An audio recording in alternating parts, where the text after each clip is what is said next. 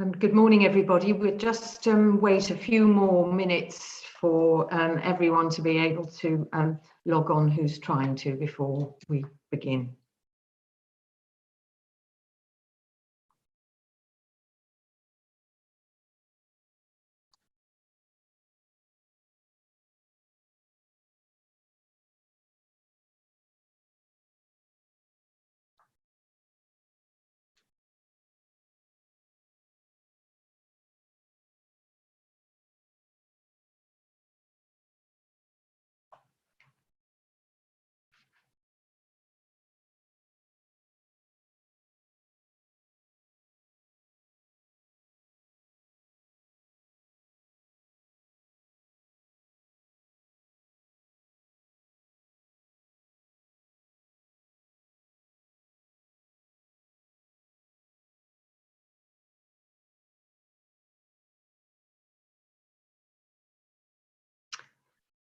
So, good morning, everybody. Before I begin the webinar, I'll just introduce myself. I'm Rosalind Schofield. I'm a member of the Adaptation Committee, which is part of the Climate Change Committee. I am the representative of business, so I'm looking through climate change with a business lens. I headed up sustainability and reporting of it at a company, Associated British Foods, which is consumer products and retail, for 20 years. And I'm also now got a position in the education sector.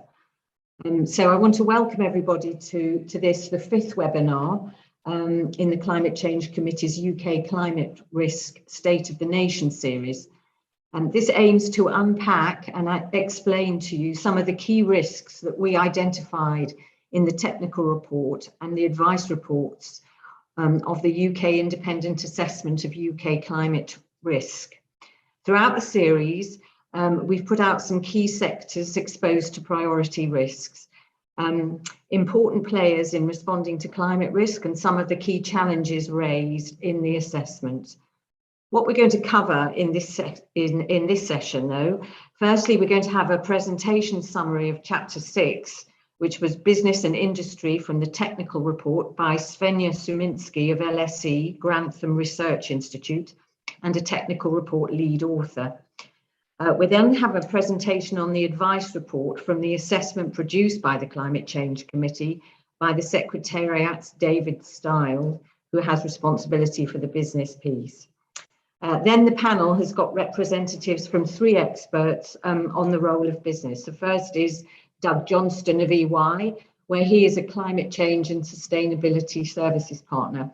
And he's worked with organisations across oil, gas, infrastructure, financial services and consumer products.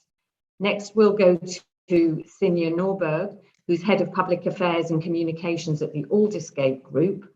Aldersgate is a politically impartial multi-stakeholder alliance championing a competitive and environmentally sustainable economy, and its membership comprises some of the largest businesses in the UK. And finally, the last member of our panel is Anna Bezic, who's a pioneer establishing climate change resilience work in Scotland. She works with an organisation called SNIFR, which facilitates multi-stakeholder engagement in the area of climate change resilience. And after that, we should have plenty of time for Q&A too. So if you're joining through the Zoom webinar, please put your questions in the Q&A box and update the questions as you wish. But first, let's start by going to Svenja to talk us through the technical report. So over to you, Svenja. Thank you. Yeah, thank you very much, Rosalind, and good morning, everybody. It's a real pleasure to be here.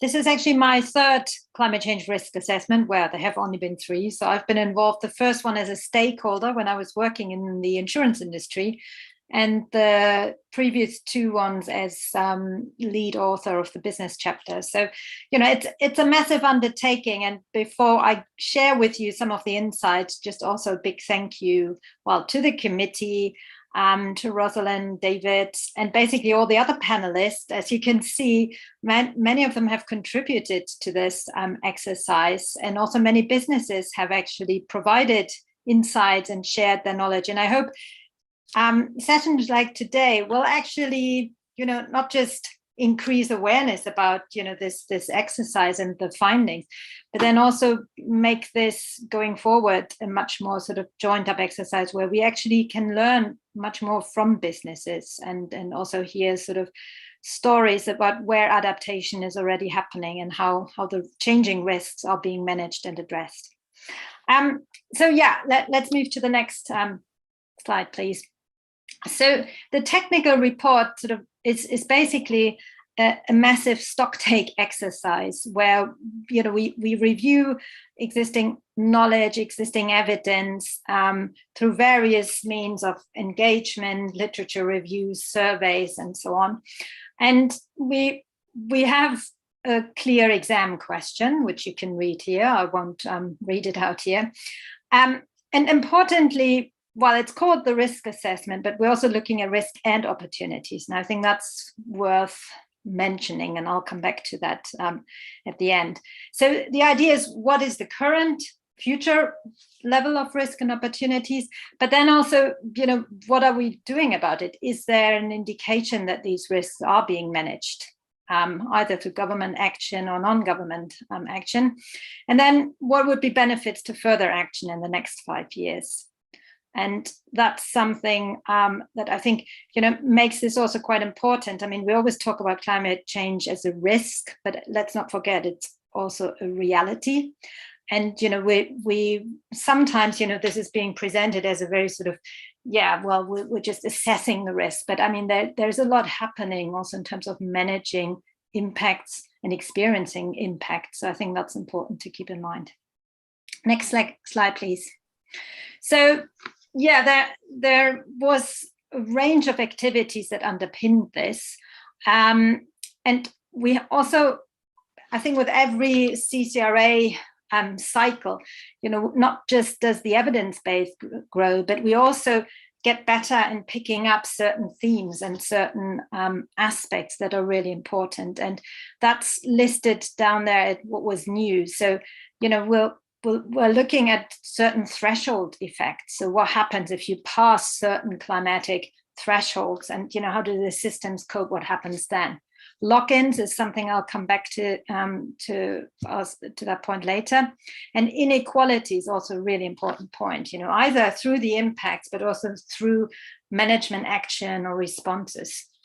Impacts on equities is an important aspect. Interacting risk, I mean, we kind of all know that we live in a very interconnected world, but what does it mean? And how do we actually track these interdependencies? The net zero context, really important. Is there an interplay between what we're doing to manage impacts, but at the same time also reducing emissions? And then this focus also not just on the UK as a whole, but trying to get actually as granular and as local as possible. At the very least, also have a sort of focus on the 4 countries. And we'll have some representatives. Well, a good colleague from Scotland who also reflect on that. Next slide, please. So this is how the technical report looks like, and I would urge you to have a look at the website. The committee put together a really exciting website with lots of tools and information. So take a look at that. I'm sure we can share the link through the chat at some point. Next slide, please. So I guess, as a starting point, when we look at climate risk assessment, it's important to underpin that I think that the perspective has changed, and we understand climate risk not just as the physical risk, but also, the transition risk. What does it mean to change towards a low carbon economy? And then there are also liability risks. And that's often sort of the perspective that the companies are using through TCFD reporting or disclosure. And that sort of framing is important. But just to make you aware, the climate change risk assessment that we're talking about focuses mainly on physical risk. But I think it's an important point actually going forward to look at this together and sort of also look at the interactions, because these different types of risk are also interdependent. So just as a starting point, but today we're mainly talking about the physical risk. Next slide, please. Well, that's a long list of risk and opportunities that were identified. I think the key point is also to look at the color coding. So this is from across the whole CCRA3 report. And, the color coding gives you an idea of, what the recommendations are going forward, where more action is needed. And I don't want to go into detail because this covers the broad spectrum from infrastructure to built environment, natural environment, international, but also business and industry. And that's where we're going to focus on. Next slide, please. So these are the 7 priority areas that we investigated and that we highlight in the technical report here. And you'll notice that, sometimes it's actually quite difficult to decide what's the best lenses. Is it by hazard?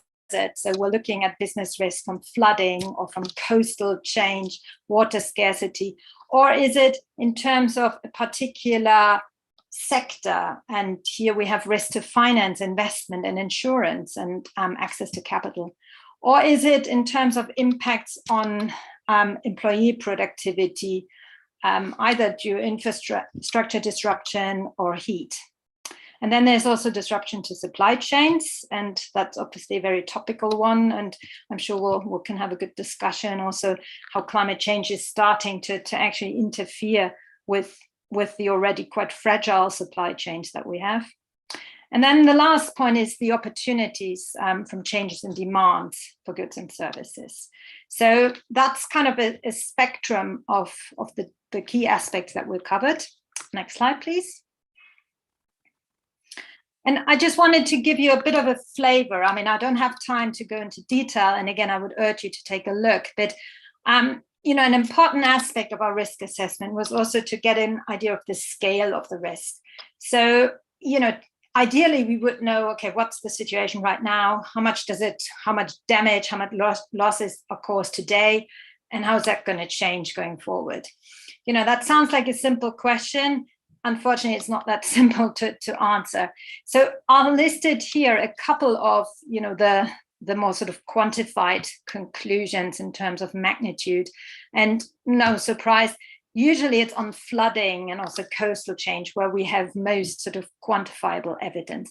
But that doesn't mean that the other risks are less important. It just means that we have, less evidence and also less sort of quantifications and less experience.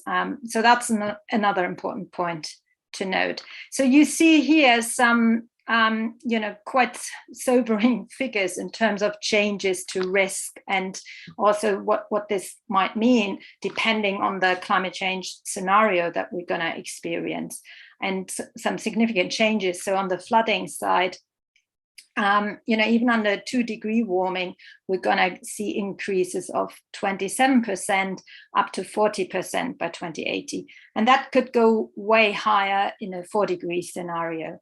And I think, that sort of storyline applies basically throughout the risks. And you see this also here with the coastal change.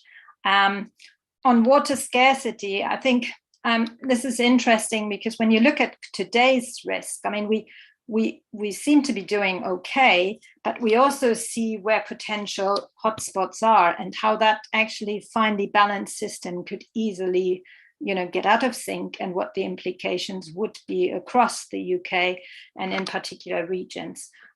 So there is, for example, a map that kind of gives you an idea of, how water scarcity is expected to evolve. Then risk to finance, investment and insurance and access to capital. It's an area that has got significant attention, I would say, less so in terms of, maybe new products or, new services, but certainly in terms of understanding and in terms of companies also embracing and investigating and being more transparent about risks. So, there is limited evidence of physical climate risk affecting price changes, but, this could change suddenly in the wake of more extreme events, and also events, compounding events, connected events. And then going forward, depending on the warming scenario, we are expecting to see quite significant impacts on that sector. Next slide, please. On the employee productivity, it is proven that heat can have negative impacts on employees' health and well-being, and also infrastructure failures. This is an area that actually will require more investigation and also better understanding. I mean, I think we can also learn from other places from all around the world.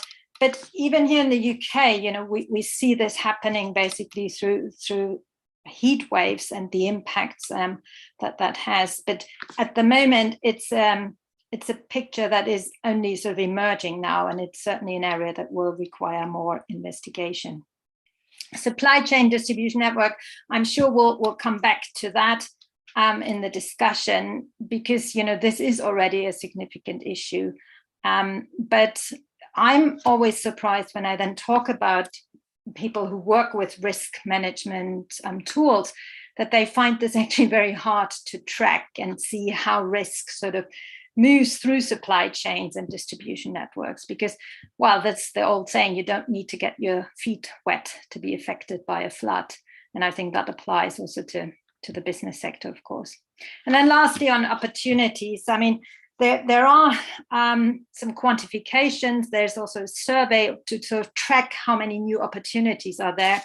And I think the key challenge is also to see, are businesses realizing these opportunities? Do they actually also have the tools and capacity to then start acting on that? And that's something that I think going forward will also require further investigation. Next slide, please.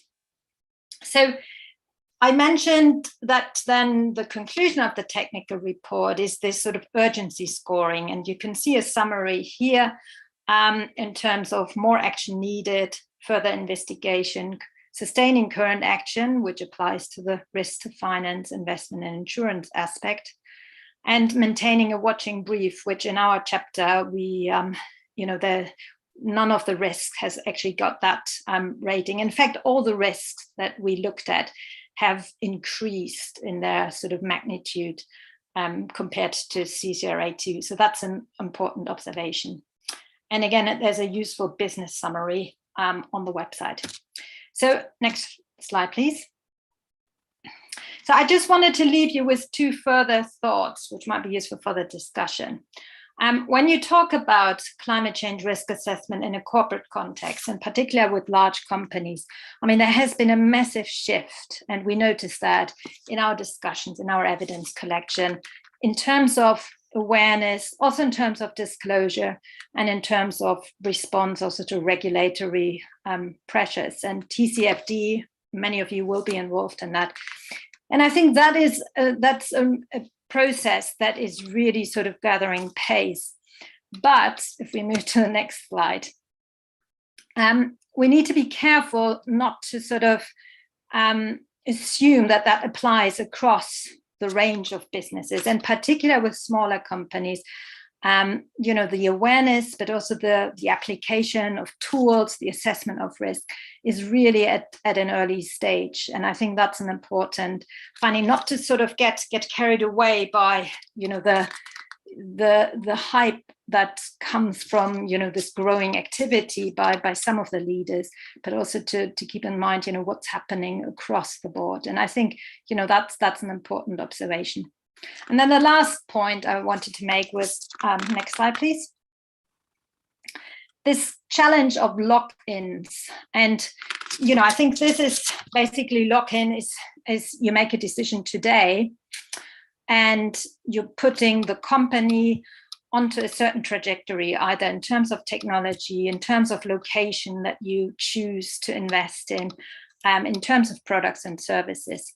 And I think this is a real concern because, sometimes you might feel that, well, climate change impacts are maybe 1 or 2 decades away from really becoming a key issue for our company. Well, but let's not forget that you're making decisions today that set you on track for, where you are, what you do, how you operate over that time period. And, adjusting and changing track is often very costly, in some cases actually not possible. So I think this is a really important point to establish that actually, we already looked in certain trajectories, and it's really important to not assume that this will actually only matter when the flood levels are really high. Instead, this anticipatory action and starting to manage the risks and being smart about it while you still can is an important message. And with that, I hope I whetted your appetite. So please take a look at the reports. And back to you, Rosalind.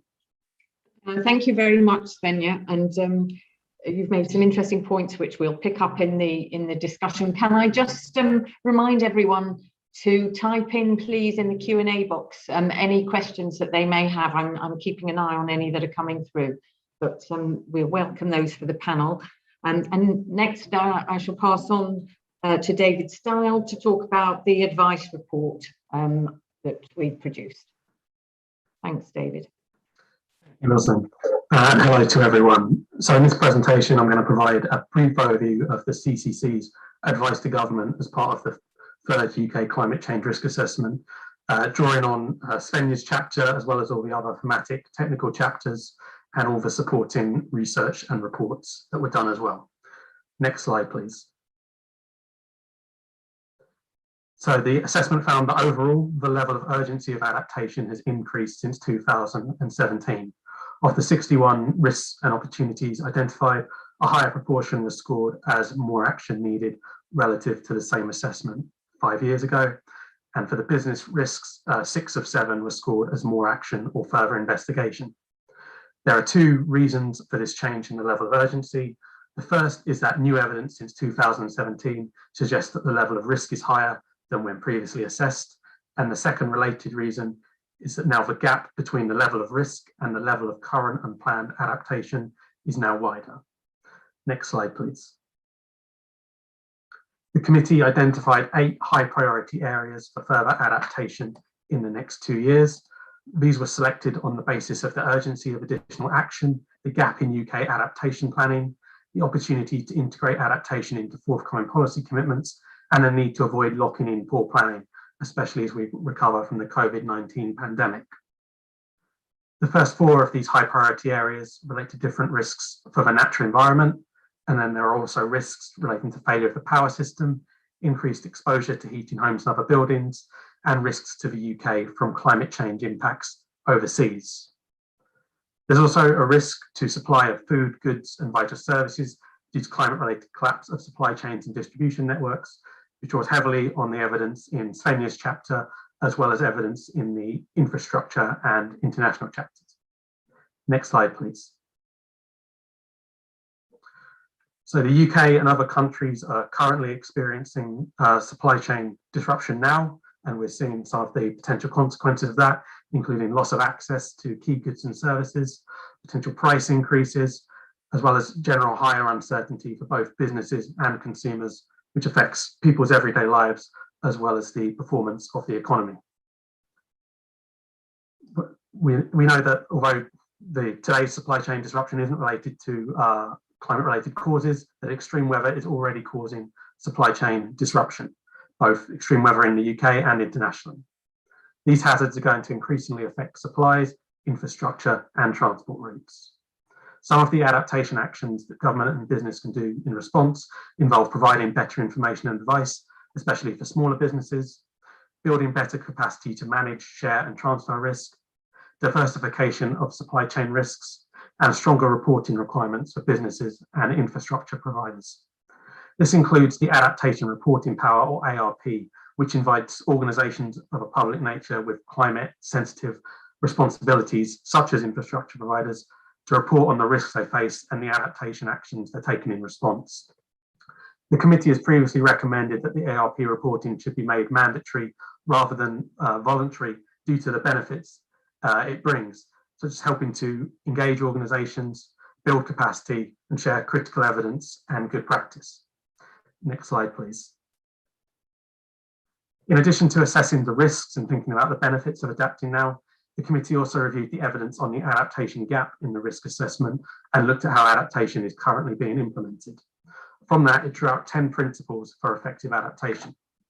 Some of these are about good long-term planning, such as integrating adaptation into other policies and planning for both 2 and 4 degree warming levels.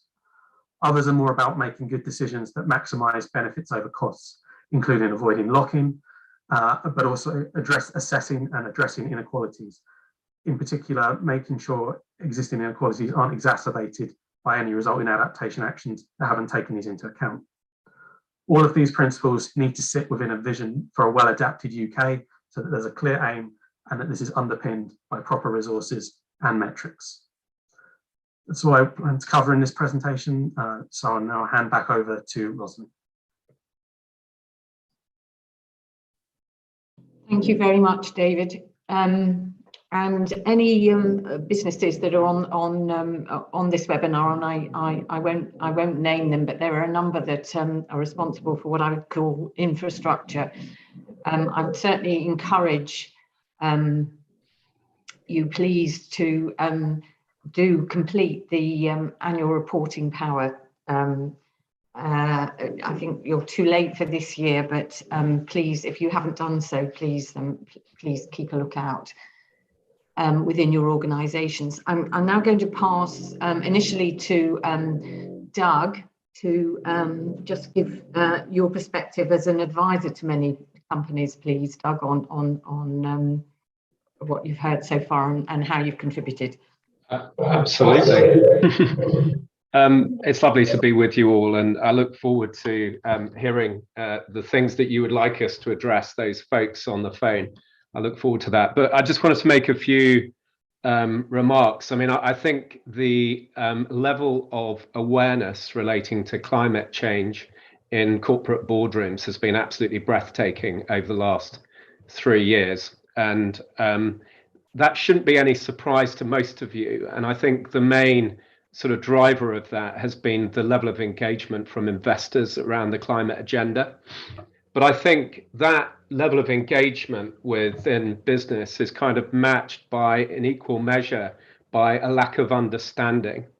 So the boardrooms are kind of, you know, mixing terms in relation to sort of net zero and climate resilience and climate adaptation and climate risk. It all gets very blurred. But what I'm seeing in terms of the kind of biggest change in all of this is the level of engagement now from finance. And I think what TCFD has done is it's very much led to finance saying, I have a really important role in sorting this out and getting absolute clarity around all of this. So investors have been absolutely key. I think TCFD has been absolutely instrumental in getting organizations to recognize that this isn't just about responding to climate change in a non-business sort of way as a nice to have. This is about responding to climate change in a way that recognizes the impact that it will have on our business strategy and the impact that our strategy will have on the climate. So I think that's been a real game changer. I'm conscious I'm kind of talking at quite a sort of theoretical level, but really practically, where do I think companies are? I think most companies, in terms of their really deep understanding of climate risks, are still at the very embryonic stage. I think you'll see variations across sectors. But if I think about the majority, and I'm including within this some of the world's largest companies, the real specifics of where are the physical changes of climate risk actually going to disrupt our operations and what will be the financial risks associated with it, I would say most organizations are still at the very early stages. And even with those companies that have been mandated to have adaptation plans for many years, I think the consideration of climate risk has been somewhat limited to the engineering consequence of climate risks and how we engineer out the problem, or rather how we're set up to adapt quickly. I think a big miss in a lot of those assessments is actually looking at the climate risks across the full value chain. So let's say you're a water company. I think water companies have generally done a really good job as to how climate change will affect, a catchment area, and their core duties of, treating wastewater and providing clean water. But I don't think they've done enough to actually understand how their customers are going to be affected by climate change and what that might mean in relation to how they continue to deliver those services to them. I think one more observation, I'm conscious my colleagues on the panel will also want to make theirs. I look forward to getting your reactions. I think there's been a lot of focus on supply chain resilience and disruption, with particularly in certain sectors.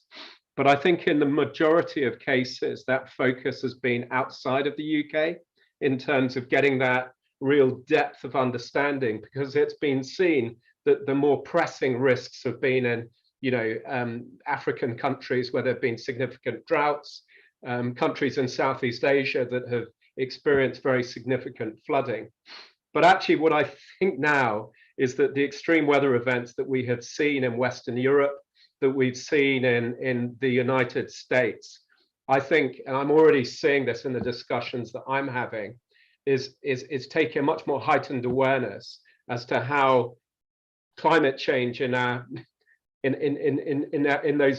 areas that are much closer to home are starting to disrupt our business. So I'm going to pause there and let others share their thoughts, but it'd be wonderful to get any questions and debate this further.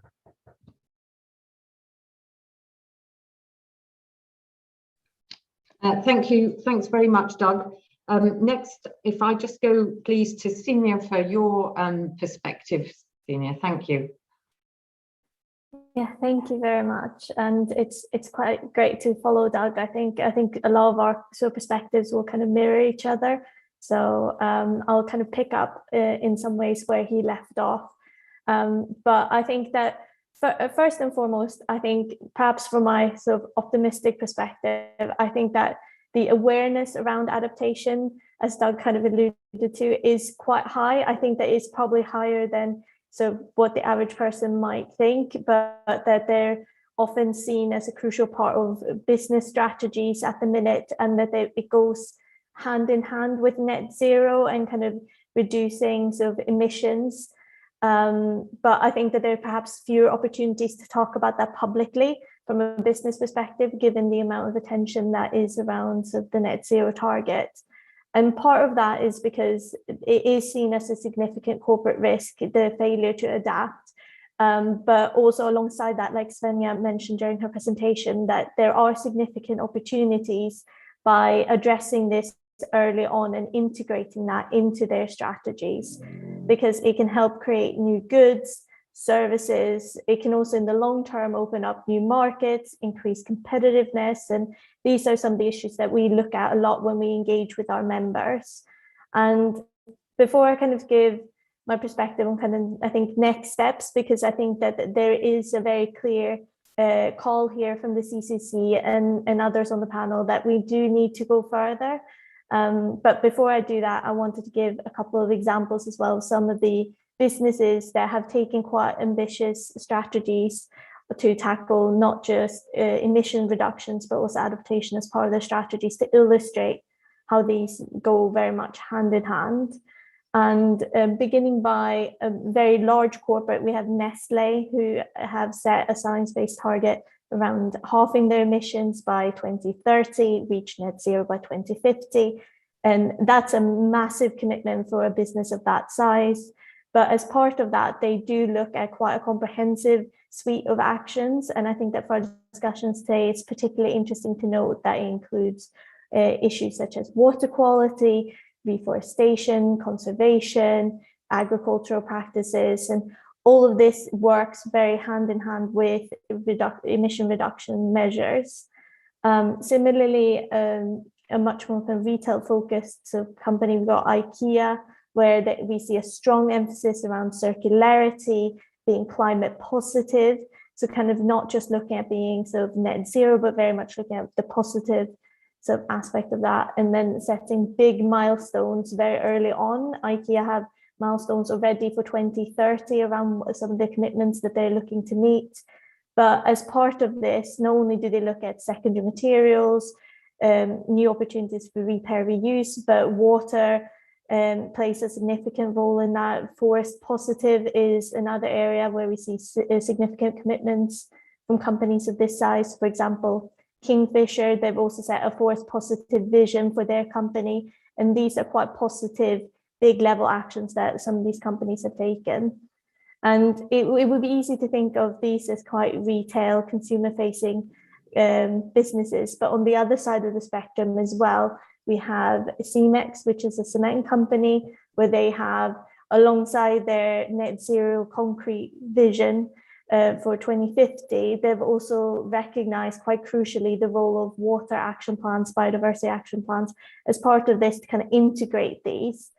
But looking at some of these examples, I think it is clear to say that there needs to be an increased urgency, an increased action, and for that there needs to be clarity on a range of policy measures from the national level, which I think the CCC recognises quite clearly in their report, around recognising adaptation in a lot of key strategies and policy measures that are being put forward at the minute, and also integrating that with mitigation as well, to make sure that businesses can easily consider these as a whole suite of measures that can be done together rather than addressing these in silos, because there are some areas where adaptation measures can have obviously positive impacts in terms of climate mitigation. So I think that the good news here is that there are obviously a lot of opportunities here for government to kind of set that clarity of direction coming up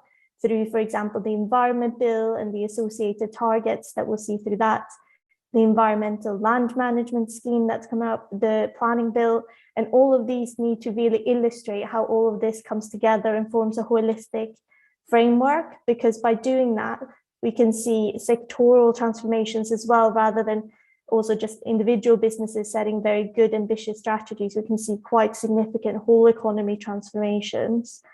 And I think I will kind of start wrapping up, but two other aspects that I just wanted to mention as well was around the very important role here of finance and kind of green finance.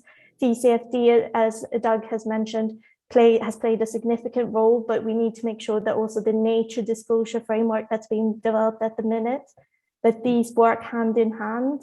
And so finally, I think that there is also an important issue here around metrics as well, to ensure that we all measure the same thing and that businesses report on the same measures when they report on progress as well. But obviously that's a significant discussion as well, but I think a crucial piece of the puzzle as well. So thank you very much. Thank you very much. And now if I can turn for a Scottish perspective really to Anna for your views. Thanks, Rosalind, and thanks for inviting me along to this discussion today. From my perspective, I see and hear the key messages from the Climate Change Committee around actually this challenge of increasing resilience and adapting to climate change is growing. That we have this clear and increasing risk profile across sectors and across locations across the UK. And I think there's absolutely a key role for business in addressing this challenge. But I also think that collectively we need to move away from treating this as a risk management exercise and looking at risks and identifying actions that respond to individual risks, the kind of adaptation responses that are incremental. Clearly, different organisations and businesses need to get their own house in order and to be understanding their risk profiles and responding appropriately. But in order for us to actually not be having the same conversation in 5 years' time when the next risk assessment is published and being concerned about the ever increasing gap. I think we need to move more and be looking more at systems change and at transformational actions that address multiple risks.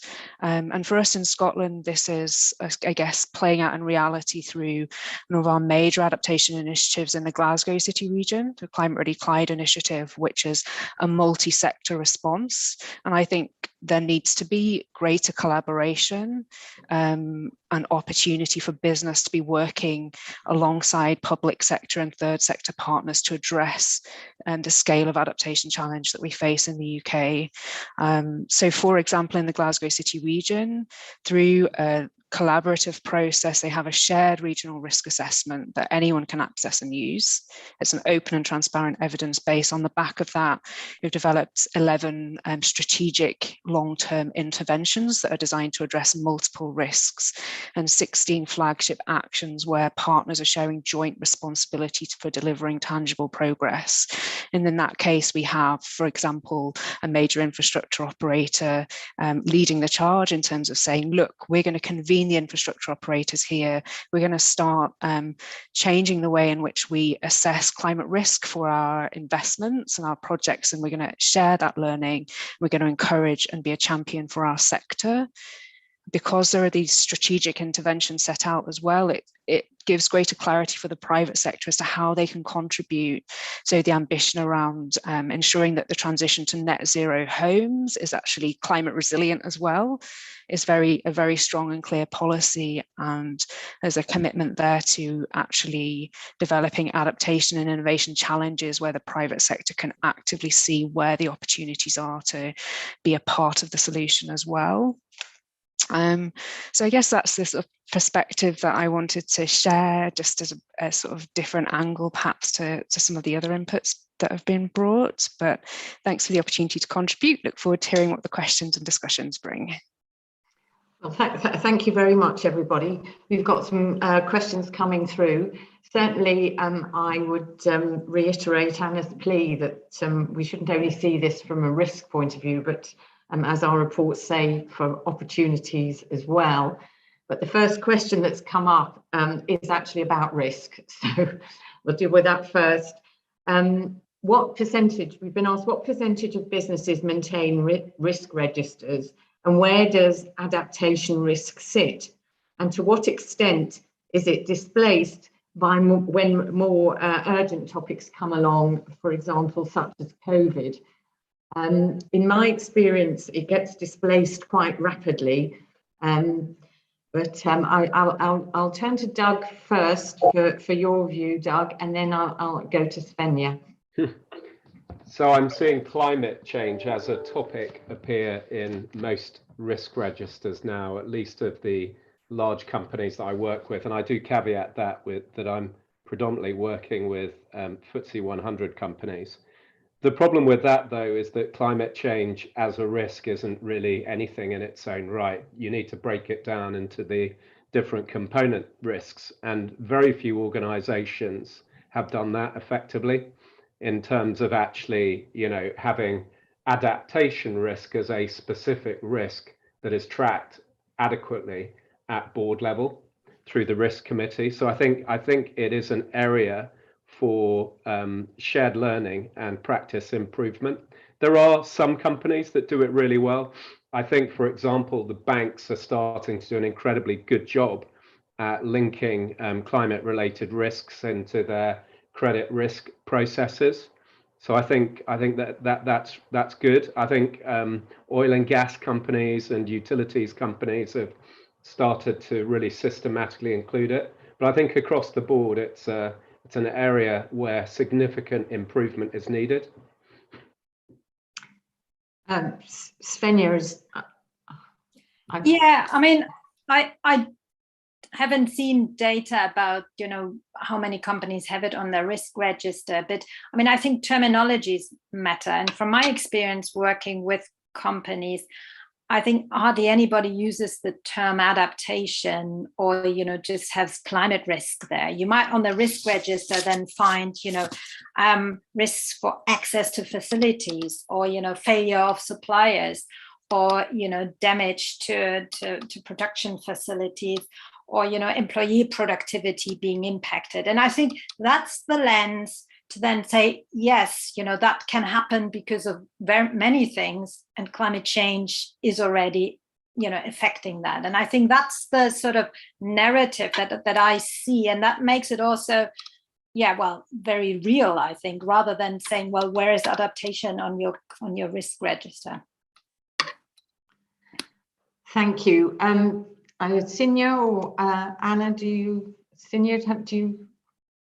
Yeah, I can come in quickly. I mean, I think perhaps picking up on the COVID point, I think that it's easy to think that it is something that immediately displaced sort of climate commitments, but actually what we noticed across our business membership is that the commitment to tackle climate change and nature restoration and work on nature restoration, actually the level of ambition maintained throughout COVID. I think that there were obviously new risks that companies had to adjust to and respond to quite quickly. But I think that in terms of the overarching commitments, they didn't decrease, which I think is cause for optimism.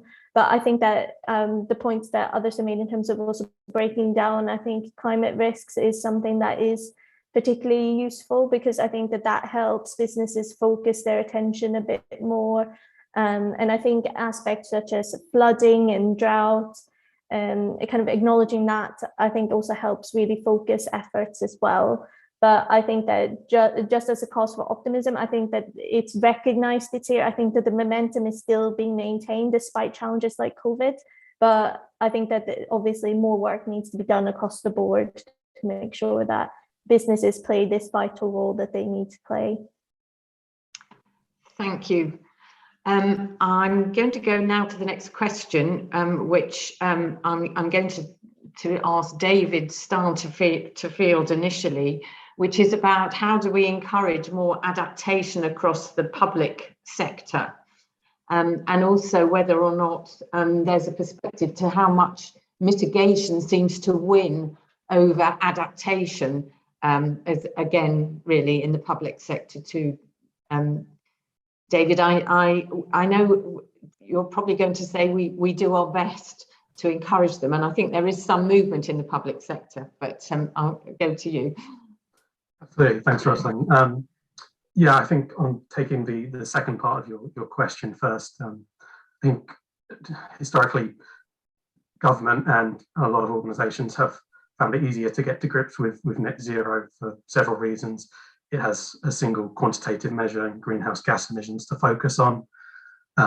It's some of the actions in response are perhaps more intuitive than adaptation actions, and there's more uncertainty of adaptation in terms of considering different scenarios.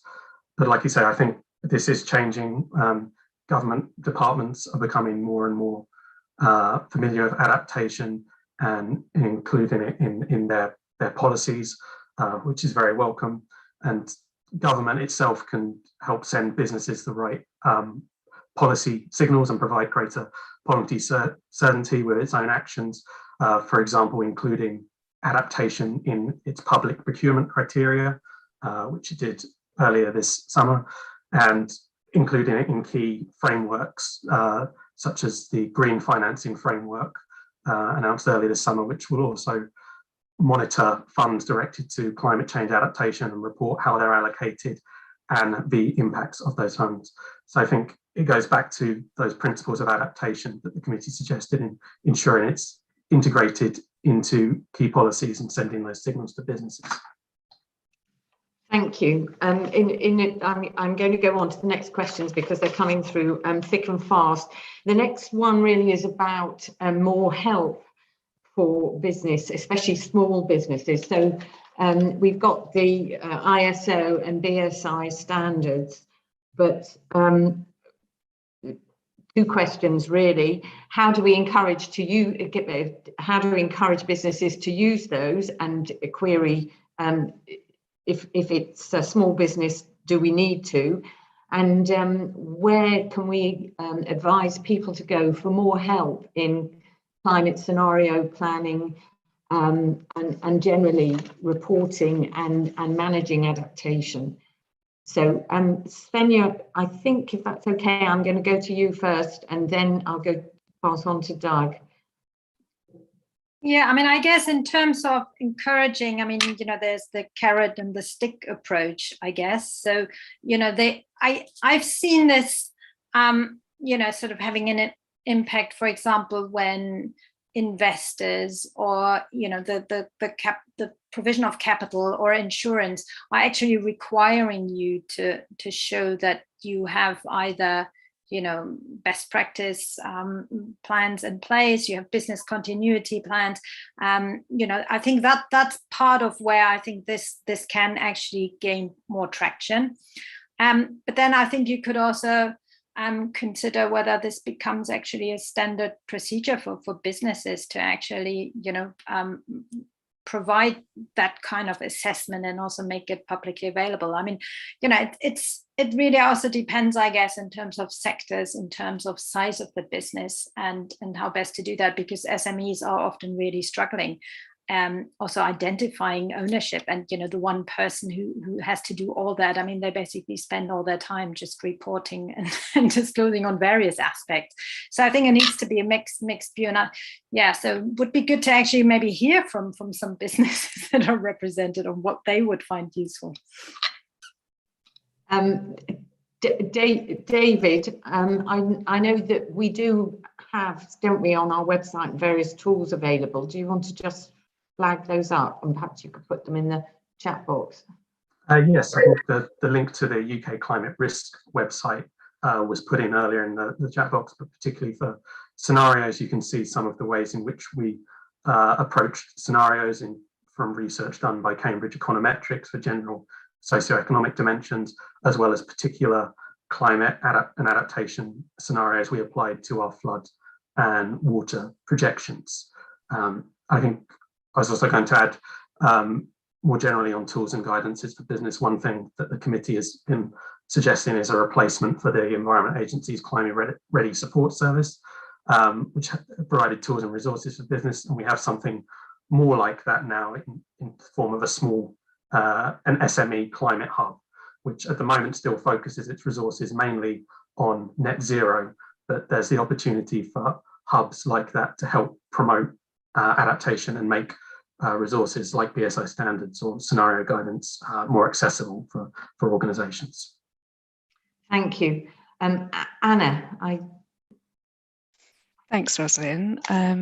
Just with the point around support for SMEs in particular, I think it's sometimes risk assessment can cause a bit of paralysis by analysis, and it doesn't actually help organisations to take action or to know what to do next. I think locally led adaptation is something that we need to pay much more attention to in the UK. It's been done some very interesting work internationally, and for recently in the Outer Hebridean Islands of Scotland.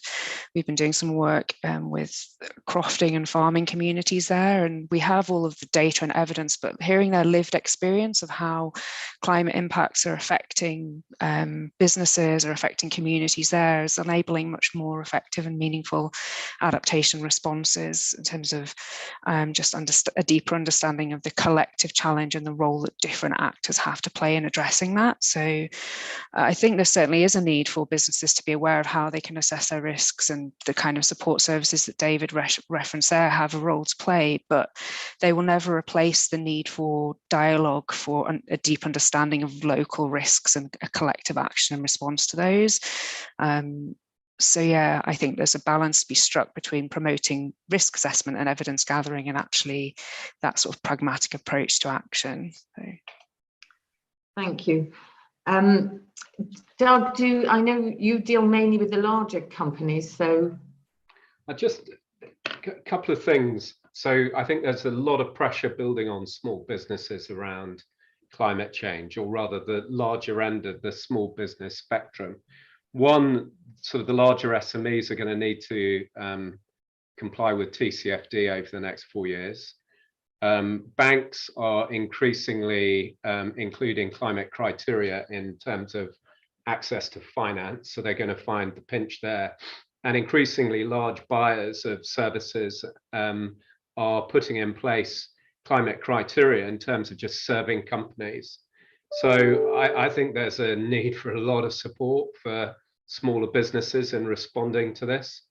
You know, help, because I mean, at the end of the day, if they just do it by themselves, they're not going to learn from others' experiences, and they're going to have to invest much more than they can possibly afford in actually getting there.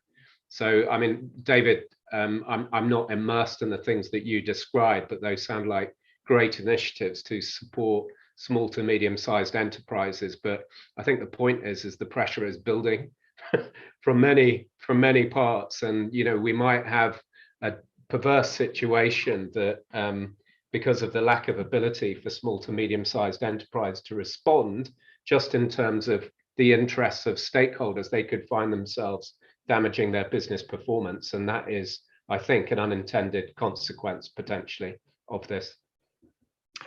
I think, and Svenja mentioned the whole issue of interdependencies, and one of the questions that has come through has been asked about how much do you think companies adapt and take action where they've got their own physical assets that are at risk of climate change, and how much do companies just hope that people in their supply chains are taking action? And that's certainly sort of what we've seen quite a lot of evidence of these past few weeks, I think. Svenja, do you just want to come in on that? Yeah, I think on the direct sort of the physical impact when your assets are being damaged, I mean, you know, that is, I would say, it's almost relatively straightforward because you see it happening. We actually have, particularly on the flooding side, we also have fairly good data. I think the issue there is that businesses often feel, well, that's taken care of because we are insured, and you know, that's an interesting dimension. Then, you know, having worked in the insurance sector myself, you know, that sort of dynamic of engaging then with companies and helping them actually to manage and reduce risk. I mean, that is happening on other risks as well. So I think it can happen with climate risk. So on fire risk, for example, you know, the insurers are actually very actively working with clients to manage the risk. So I think with climate risk, we could see the same. Indirect risk through supply chains, or, you know, customers not being able to access facilities, or, you know, various things. I mean, you really need to, I think, map it out and what can go wrong and what are the potential issues there. And actually, my experience is that there are very few tools that allow you to do that. And I was surprised when we did the CCRA3 research, we engaged with some of the risk modeling companies, and they also, oh, you know, if you talk about indirect or, you know, interconnected risk, that's a bit too difficult. We can't do that. So that's some homework, I think. Okay, thank you. So I'm going to go to the last question now because I'm mindful of time, and just to warn them, this will be for Anna and for Sinja, really.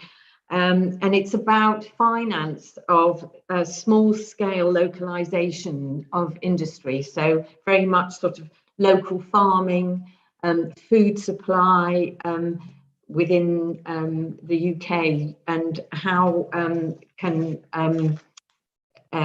farmers and etc. take more advantage of sort of green finance. Anna.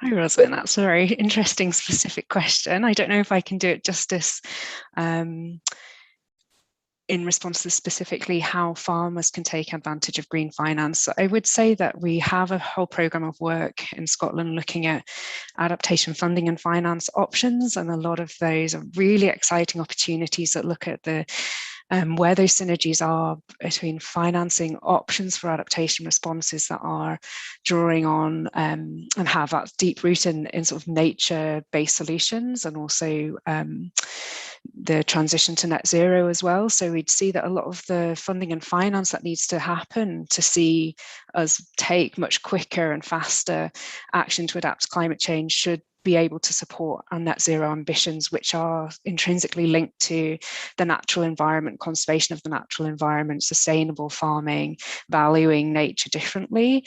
So I I guess we see it as a really, really important area of work to be explored further, and absolutely key to seeing action happen is releasing these different forms of financing. So I don't think I've done your question justice, but to give you a flavour of some of the work we're thinking about. Thank you very much.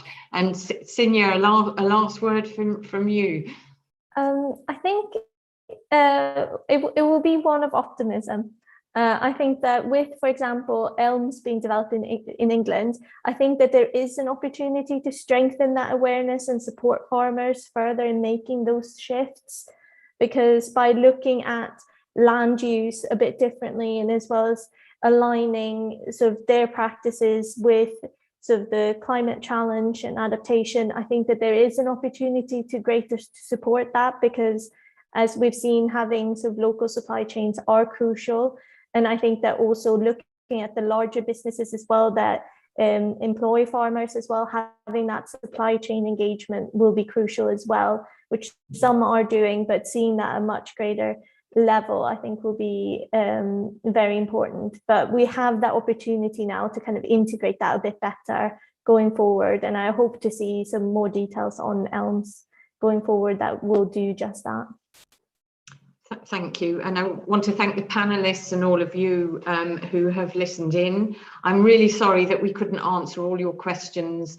I know there's one in there about where you can get more information on water scarcity, and I think Sven has replied to that one. So, and also please don't hesitate to come back to us at the CCC for further information. Just before we finish, I'd like to highlight that we've got 2 further webinars in this series, and a link to sign up has just appeared there in the chat box. So thank you very much, everybody. Thank you, panelists, and hope to see you next